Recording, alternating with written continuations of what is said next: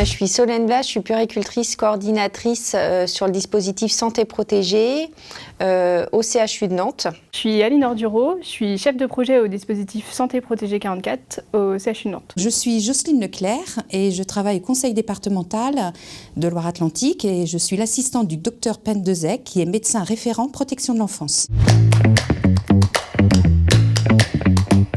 On utilise la solution parcours dans le cadre du dispositif Santé Protégée pour justement coordonner le soin des enfants protégés et donc de façon à ce que chaque professionnel qui entoure l'enfant dans son parcours de soins puisse accéder du coup à ces données de santé et échanger aussi autour de sa prise en charge. Au conseil départemental, nous avons tous les dossiers d'enfants protégés du département. Et cette solution nous a permis en fait de saisir toutes les données, de dématérialiser grandement ce parcours de soins. Et du coup, tous les intervenants ont accès à ce parcours.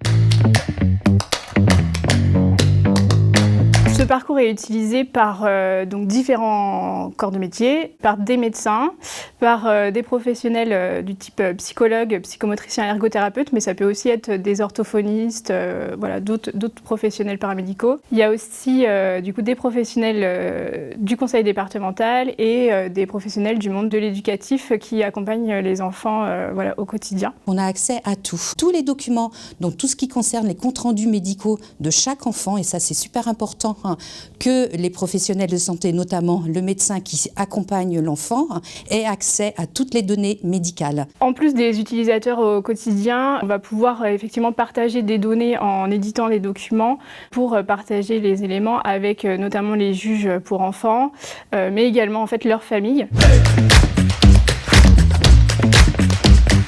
L'intérêt, c'est que tout le monde ait accès au dossier de l'enfant et que les personnes puissent communiquer ensemble et qu'il y ait des infos utiles à la prise en charge de l'enfant qui soient accessibles très facilement par l'ensemble des professionnels. Ça évite aussi, lorsqu'il y a une rupture de parcours, un changement de lieu d'accueil, que les informations du dossier médical de l'enfant soient éventuellement pas transmises. On n'est pas obligé de chercher effectivement les documents pour pouvoir les partager puisque ce sont tous à un même endroit. C'est important pour ces enfants-là qui bénéficient d'une mesure de protection parce qu'ils ont des besoins de santé ou des besoins éducatifs importants et que c'est important d'agir rapidement.